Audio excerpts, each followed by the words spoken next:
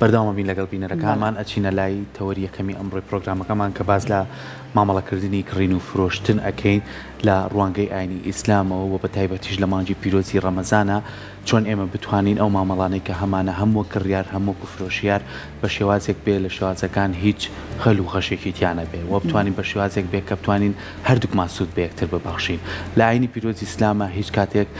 جەخت لەوە ناکاتەوە کە هیچ کڕیارێک توانێت بە شێوازی مامەڵە لەگەڵ فرۆشیارێکا بکات کە زیانی پێ بکەێنێ. فرۆشیاریش بە هەمان شێوە هیچ زیادە ڕۆیەک نەخاتە سەر ئەو کاڵا و بابەتانی کە هەیەی کە ڕۆژانە ئەیفرۆشێ. بۆیە ئێمە هەمیشە چەند ڕۆژێ پێش مانگی ڕەمەزان و کارچینە نێو مانگی ڕەمەزانەوە باس لەوە ئەکەین کە پێویستە لیژنەی تایبەتە بێ یاخود هەموو مسلمانان ئەو کەسانەی کە لە نێو بازاڕە کارەکەن نرخزیانەکەن لەسەر هاوڵاتیان بتوانن لە ڕووی ئاینی ئیسلام و بە ویژدانانە کار لەسەر کاڵا و بابەتەکانیان بکەن تاوەکو هیچ کەسێک گرفتی بۆ دروست نەبێ. وە لە هەمان کاتچە چەندین بابەتی کەمان هەیە کە ڕۆژانە ئێمە وەکو کاڵای تر مامەڵی پێواکەین لەوەی کە ئێمە بتوانین سوودێک وەربگرین لەوەی کە کڕین و فرۆشتنی خان و زەویە یاخود ئەو باڵەخانە نیشتە جێبوانی کە ئێستا دروست بووە کاندێ هاوڵاتی لە ڕێگەی ئەوەی کە پڕەپارەیەک هات و دوجار پڕەپارەکەی لەسەر زیادە بێت و ئەمە لە ڕووی ئاینی ئیسلام و بازین تا چەندە چێتە بواری ئەوەی کە ئەمە نابەجێ یاخو نابێت کاری پێ بکڕێ یاخو ئێستا زۆر جارلانە هەوڵە درێ لە ڕێگەی کاڵایەکی پشوکی تەکنەلۆژیاوە کاڵایەکی تری گەورەی پێکڕێکە لەوانەیە ئەو کەسە لەو کاتیا پێویستی بۆ پارێ بوو بێت دوادار داوای پارێکی زۆرتری لێکاتەوە. ئەمانە و چەندین پرسیاری تر بە میوانداری زۆر بەڕێز دکتۆر ئەبوبەکر پێنجێنی کە بەڕێزیان دکتۆرە لە مامەڵەی دارایی و ئابووری ئیسلامی کە بەڕێزیان لە ستۆتۆ لای ئێمە میوان. دکتۆر جان سڵاو بێ و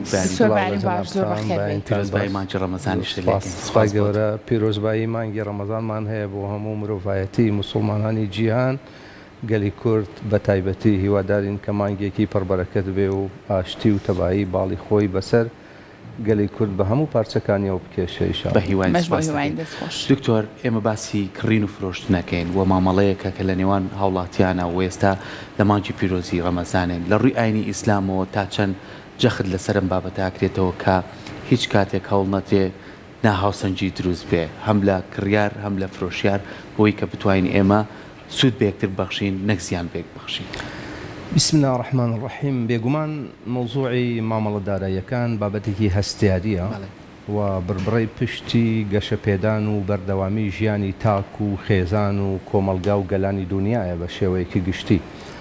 و لە ئیسلامی پیرۆزە لە چەند ڕەهەندێکەوە گفتوگۆی ورد و ڕێوشوێنی گرنگ دیاری کراوە بۆ مامەڵە داراییەکان. لەوانە خی گەورە لە قورآانی پیرۆزە ئاماژادات یا ئەیها الذین آمنوا لا تأكلوا أموالكم بينكم بالباطل إلا أن تكون تجارة عن تراض. خدای گەورە نەهیەکە لەوەی کە خەڵکی دەست بۆ ماڵی یەکتری بەرێ بە ناحەق بەبێت جێ یعنی بردننی ماڵی بە ناحەق ئەوەیە کە ئێمە لە ئاڵوگۆڕە لە وەرگرتن و پێدانە پارەیەکی زیادە لە کەسێک وەرگرین لە بەرابەر کرێ و کاڵا و شمەک و خزمەتگوزاریەکەوە کە بەهای ئەو پارەیە نەبێت ئەو شتە. و پێغەمبەر صلی الله عليه وسلم لە فەرموودەیەکی شیرینی خۆی فەرمێ البەیعان بالخیار واتە کڕیار و فرۆشیار سەرپشکن لە تەواوکردنی مامەڵەکە و بە پایانگەیاندن یا پەشیمان بوونەوە مالم يتفرق يعني تا پێکەوە ماونەتەوە و گیانە بوونەتەوە. وإن فإن بينا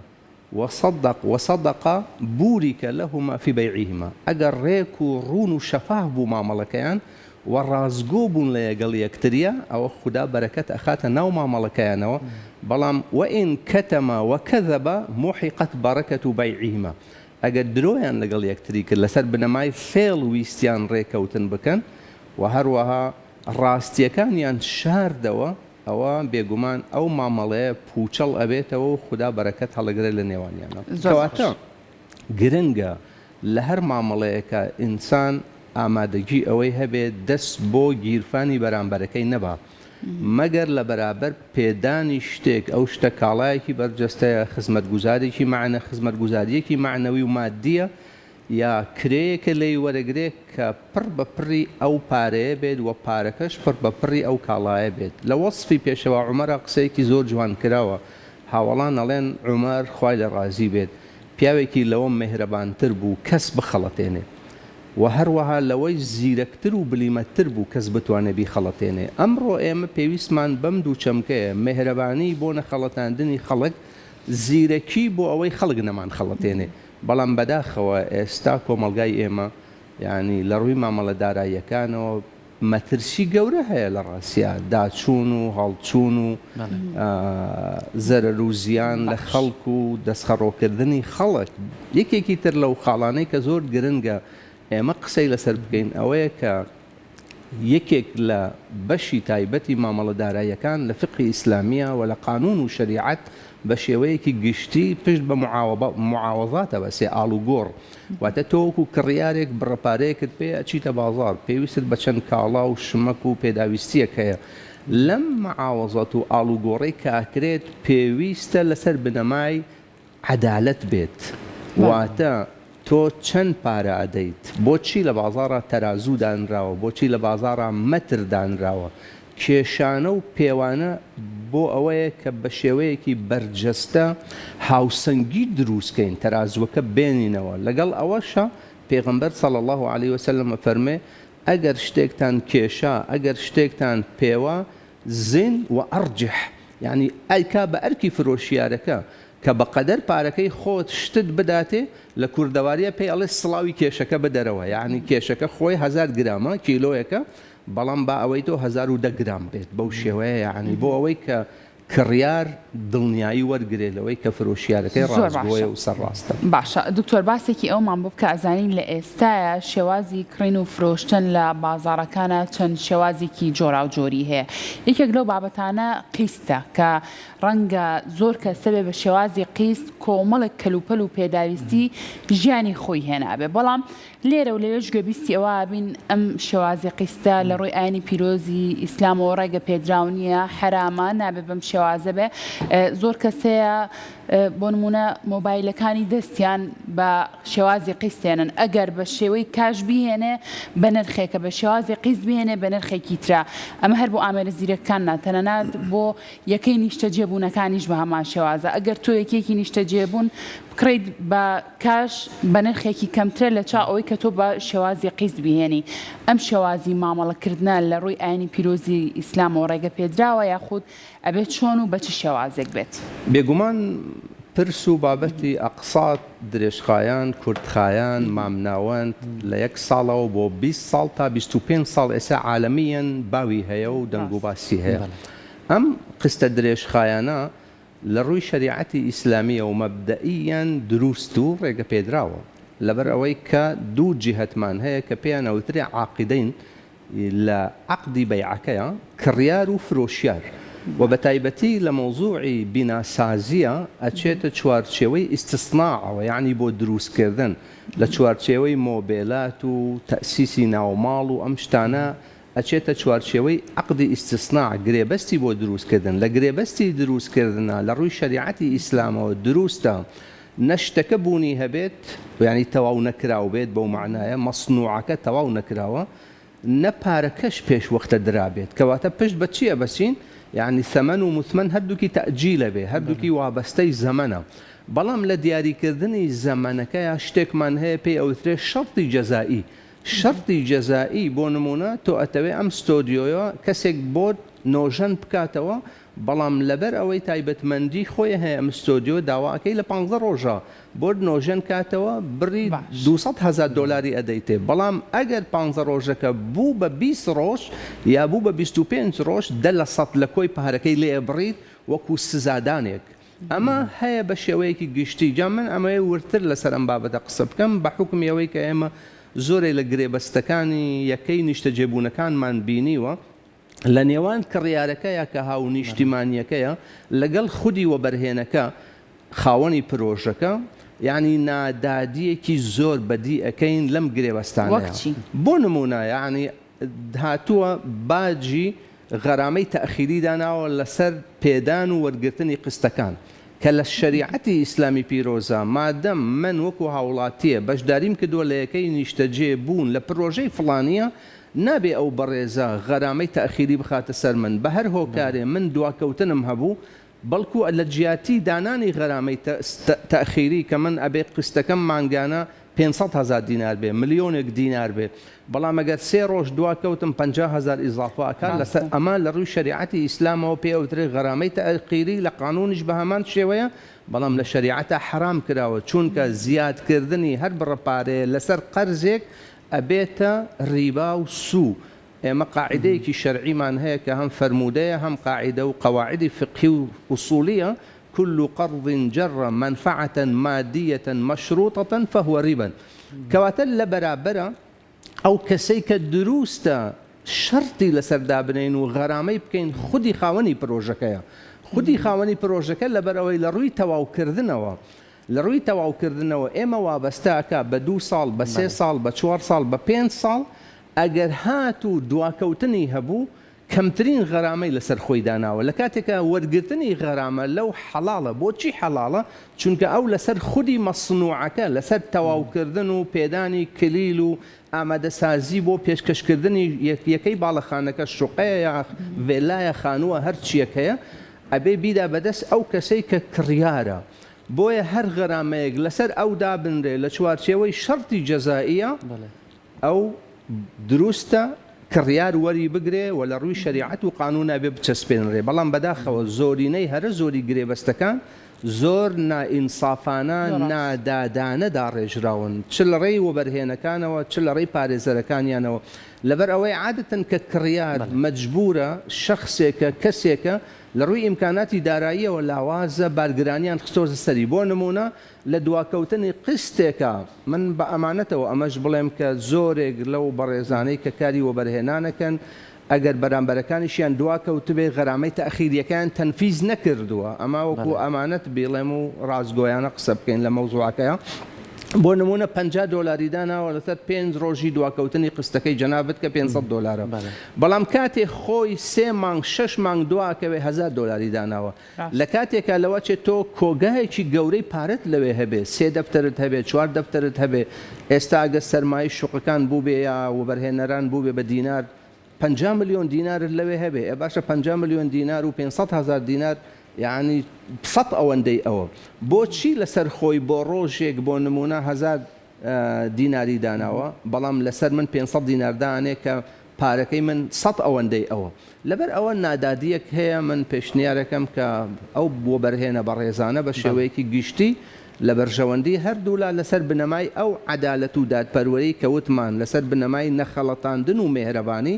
سەر لە نوێ گرێبەستەکانمان ڕێخینەوە. دکتۆر هەر لەسەر ئەم بابەتە بەتر لەوەی کە تۆک و کڕگارێک و بەرهێنەرێک مامەڵەیەک دروستەکەی ئێستا لەم نێوەندەشا کۆمەڵی مامەڵەی کە دروست بووی ئەنی بەڕاستی هەندێک کەس هەن ئەچن ئەم مامەڵێ ئەم یەکەی نیشتە جێبوونە بۆت ئەیکڕێتەوە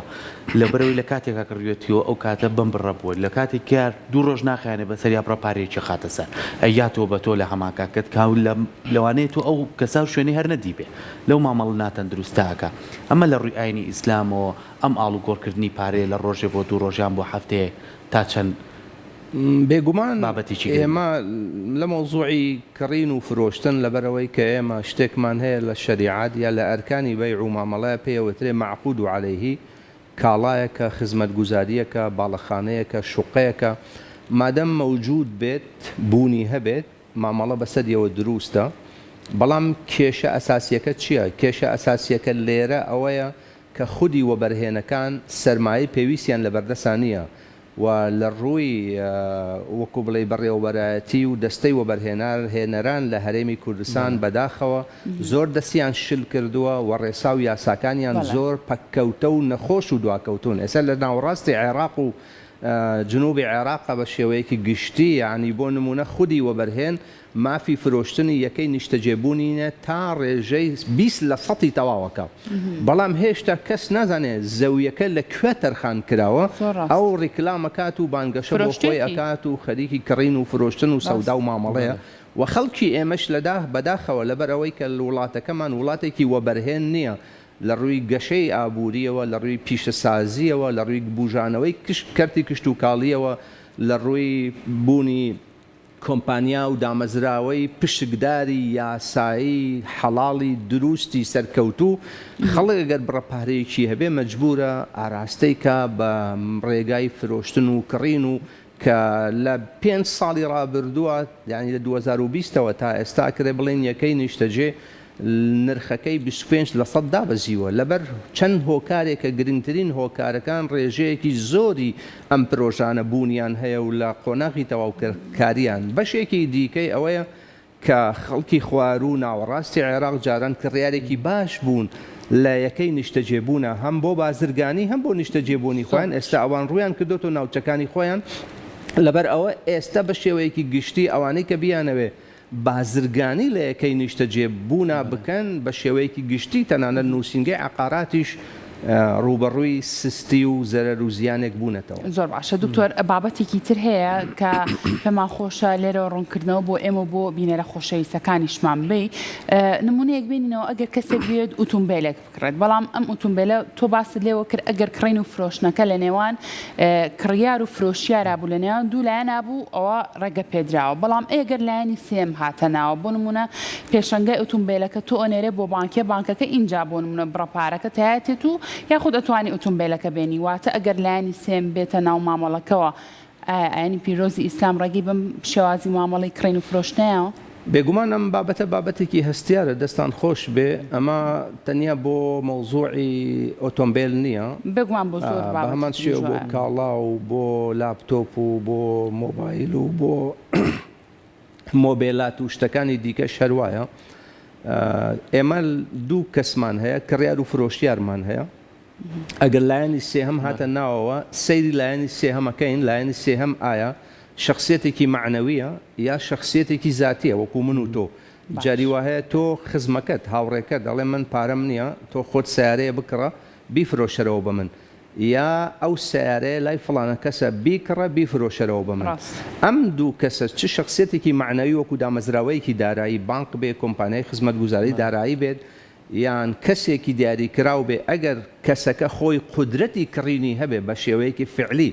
من ئەڕۆم لەسەر خواستی جنابەت ئۆتۆمبیلێکی تایبەت لاپتۆپێکی تایبەت مۆبایلێکی تایبەت ئەکڕم بۆ خۆم لەگەڵ فرۆشیارەکەیە من عقدی خۆمەکەم پارەی خۆم تەسلیمەکەم کڕین و فرۆشتنەکەم تەواوەکەم کە هاتمەوە بۆ لای جنابەت ئەوەی داخوازی تۆیە لە من جێبەجێم کردووە هێناومە سەر لە نوێ بە تۆیە فرۆشتمەوە لەم حاڵەتەیە ئەمە شتێک نییە ناوی کەسی سێهەم بێ چونکە دوجار تۆ کڕیاری من فرۆشیارم ڕاستە لە قۆناغێکە من لەسەر خواستی تۆ چووم کڕینم کردووە ئەمە ئیمامی شافعی بە ڕەحمەت بێ وەکو یەکەم فەقیه لە ناو ئومەتی ئیسلامیە ناوی ناوە مڕابەحە للئامری بالشیڕا یعنی گرێبەستی فرۆشتنەوەی بە قازانج لەسەر داخوازی کەسێک کە ئەوێ بیکڕێتەوە لە تۆ ئەفەرمێت تۆ ئەگەر خۆت شتێکت هەیە ئەڵێ ئەو شتم پێ بفرۆشە ئەوەندە قازان شتە دەمێ یان شتێکت نییە بڕۆ ئەو شتە بە دیاریکراوی بکڕە خۆت دیاریەکەی بۆی خانووە ئۆتۆمبیلە کەرەسەی ناوماڵە هەر چیەکە مادەم دروست بێ ماڵە بەسەرەوەکردنی ئەڵێ تۆ ئەچی بۆی ئەکڕی ئەیکڕی بۆ خۆت ئەی فرۆشیتەوە بەو ئەمە شەر نابێتە کەسی سێهەم بەڵام کەسی سێهەم ئەمەیە کە نەفرۆشیارە نەکڕیارە بۆ نمونە دامەزراوەی بانکی کە زۆری بانکەکان لەسەر ئەساسی قەرز و فائیدە ئیشەکەن هەموو ئەو دامەزراوانەی لە کۆی جیهانە بوونیان هەیە لەسەر ئەساسی قەرز و فائیدە ئیشەکەن هەموو قەراراتیان هەموو تەمویلات و پێدانی پارەیەکیان وەرگرتنی پارەیەکیان یە نۆست بەپێی قانون على قەرض بفائیدە یعنی قەرز بە ڕیبا و سوێکی زیادە کەواتە لێرەیە کە ئەو ئەبێتە لایەنی سێهەم نەکڕیارە نەفرۆشیارە بە کڕیاری وتووە کاکە تۆ سیارە بدە بە مامۆستا ئەبوبەکر حەقت نەبێ باشە من پارەکەی تۆ پەرداخەکەم ئێرانی واتەنی بەڵام لەم لاوە پارەکە خۆی 12,000 دۆلاری داوە یا 15 ملیۆن دیناری داوە دێ لە منی وەرەگرێتەوە 15 ملیۆنەکەم لەسەرەکا بە 20 ملیۆن کەواتە من قەرزێکی بۆ بژاردوومەتەوە باشە ئەم قسەیە زۆر وردە بێ بینەرانی بەڕێز ئاگایان لێبێ ئەم قسەیە ئەوەیە کە من قەرزێکی بۆ بژاردوومەتەوە ئەو دامەزراوە داراییە ئەو بانکی فولانە هاتووە ئێستا بە زیادە لێم وەرەگرێتەوە ئەبێتە ڕیبا ئەوە حرامە ئەبێتە ڕیبا بەڵام ئەگەر بانکەکە خۆی کڕین بکات بۆ خۆی لە قۆناغی یەکەمە لەسەر خواستی منیش بێ قەیناکە بەڵام دوجار بە گرێبەستێکی سربەخۆ فرۆشتنەوە لەگەڵ منەکە کەواتە هەر کاتێ تەڕەفی سێهەم توانی لەگەڵ سەرچاوە بنەڕەتیەکەیە کڕیار و فرۆشتن کڕین و فرۆشتن بکە بۆی ببێتە خاوەن ئیشەکەی دروستە لەوێ دووبارە لەگەڵ منە ئەبێتەوە ناو مامەڵەکە کڕین و فرۆشتنەکە لەگەڵ ئەو بانکەکە کڕیارە بەس لەگەڵ من فرۆشیارە ئیشەکەی بۆ دروستە هیچ مشکلەیەکی نییە و کاتە زۆر باش دکتۆر زۆر کات باسیەوەکەین کە زۆر لایەن هەیە کە گرنگی بەم بابەتایە بە تایبەتی لە ئاینی پیرۆزی ئیسلامە ویژدان زۆر گرنگە بە تایبەتی لە مانە باسی ئەمە تۆزە لایەنی گشتیمان کرد ئێستا مامەڵەکانمان چۆن بکەین لە مانە پیرۆزەیە بەڕاستی لە ڕوویەوەی کە ئێمە چینە ناو بازارەکانەوە لە نێو میدیاکانەوە بینی ڕۆژانە کۆمەڵشتی بەسەرچوو یاخو کۆمەڵە نرخی زیادە یاخو ئەو کۆمەڵێک کەس ئەم مانگە بە هەل ئەزانێ کۆمەڵێک کاڵای هەیە ساقی کاتۆ لە بەرەوەی ئێمە هاوڵاتیان پێویستمان پێێتی لە ڕووی ئاینی ئیسلام و ئەمانە تا چەند گرنگی پێێتی و قسەی لەسرە بووی کە بە ویژدانەوە ئێمە مامەڵەکانمان بکەین بێگومان ئێمە نابێ پشت بە ویژدان ببەسین چونکە سەردەمی بێویژدانیە بە مانای کەلیمە یعنی بەڕاستی بەداخەوە ڕاست بەڵکو پێویستمان بەوەیە کە ئیستحکاماتی قانونی وردمان هەبێت یعنی تەنانەت ئێمە لە لیژنەی تەندروستی و بەدواداچوون و ڕقابەی سەحە و ڕقابەی مالی و ئەوانە تۆ سەیری بازاڕی ئێمە بکە پڕێتی لە نەهامەتی لە ڕاستیە من خەڵک هەبووە بۆی گێڕاومەتەوە وتوێتی مامۆسا یعنی ڕقابەی تەندروستی سەحا هاتۆتە ناو دوکانەکەمەوە احترامان دوو لە ڕووی جەنابتان و بینەران یەک پیسایی مشکی بینیوە ئەمەی لێک گەورە کردوێتی بە قەزەیەک یعنی دوایی دەی قسە لە خاوەندوکان و قسە لە لیژنەکە و قسە لەم و قسە لەو بە 500,000 ئەم پیسایی مشکە ئەم گومشکیان قسوەتە مەزاتەوە بە 500,000 دینار ڕێکەوتون کارەساتەکە ئەمەیە یعنی کە دوجار هاوڵاتی ئەبێتە قوربانی لە ڕاستیە بۆیە من یەکێک لەو کتێبانەی کە ئێستا لە بەردەستمە بۆ خوێندنەوە و دیراسەکردن بە ناوی کتێبێکە بە ناوی ئەحکام السوق یعنی ئەحکامی بازار لە ئەحکامی بازار بە تەسەوری ئێوە ئەم کتێبە یعنی 1321 ساڵە دەرچووە 1321 ساڵە کەواتە مرۆڤایەتی هەموو کاتێ پێویستی بەوە بووە کە دەسەڵاتێک بەسەر سەریەوە چاودێری بکات ئەم دەسەڵاتە نەبێ ینی ناکرێ پشت بە ویژدانی خەڵک ببەسین لەم سەردەم و دەورانەیە بە تایبەتی لەبەر ئەوە ئەرکی دەسەڵاتە کە لە هەموو ڕوویەکەوە بە قورسی و بە قوڵی دابەزێتە ناو بازاڕەوە بۆ ئەوەی بتوانێت ڕێو شوێنی گرنگ بگرێت کە بەداخەوە ئێمە کەس نبینین سزا بدرێت لەسەر ئەو شتانەی کە سەرپێچی گەورەیە یعنی من هاوڕێیەکم هەبوو بۆی گێڕامەوە ئەمە حەزەکەم بگێڕمەوە وتی داوای پارەی لێکردم برادێک یعنی وتی معمەلێکی نانە قەیسی دانێم وتم ماشاءالله زۆر باشە وتی لە دڵەوە پێم خۆش بوو دەستی بگرم بیخەمە سەرکار وتی ماوەیەکی پێچوو تەلەفۆن لە بینمان نابوو پارەی پێویستمدا بووە وتم دەنگ و باست ئەخیر تەلەفۆن وتی وەڵا الحەمدولله معمەلمان داناوە ئیشەکە ئەوە ئێستا پارەت بۆ ئەهێنم قازانج یعنی منیشتم وەڵا مەیە مادەم وایە حەزەکەم شوێنەکە بزانم وتی هەر لە ناو بازاڕی سلێمانیش بە دەقیق یعنی وتی لە قاتی سەرەوەی شوێنێک بوو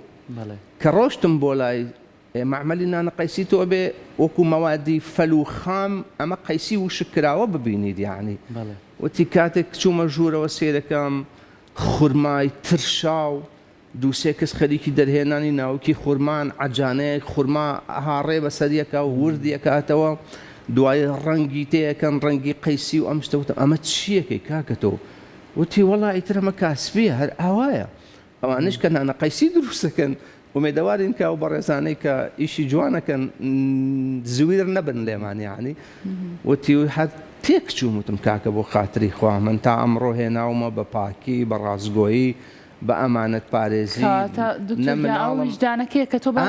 ئەگەر ئێمە هەر پشت بە ویژدان ببەسین نە مناڵم نە خێزانم کەسم تووشی هەڵە و حرام نەکردووە یعنی ئاخر ئەمەیە کە نابێ پشتی پێ ببەسی ویژدان کە کەوتە تاریکیەوە شتێکی ترە ئەبێتە هەژدیها یعنی دکتۆر ئێمە چی بکەین خۆشدانی مرۆڤ شێوازەیە ڕۆژێک من باش بم لەگەڵ تۆیە ڕەنگە زۆر بەڕێوەبەرایەتیە ئەو جیهەتە تەندروستیەی کە مۆڵەتی پێداوە کار بکە و ڕێگەی پێداوە شوێنێک بەکرێ بگرێ ئەبێت چاوی لەسەری بێت ئەبێت کامێرەی چاودێری هەبێت بتوانی لە هەفتەی ڕۆژکردنەکەیە هەفتەی ئیشکردنەکەیە چەند سەعات تۆ متابعی بکەیت بزانین لە حوتی بەیانی تادا لە دوی ئێوارە تا پێنج چی کردووە چی نەکردووە هەموو ئەمانە بە میمۆریەک بچێتەوە لای لیژنەی ڕقابە و دانیشێت متابعی بکە ئەگەر وانە بێت ئیش ناکرێت لە ڕاستیە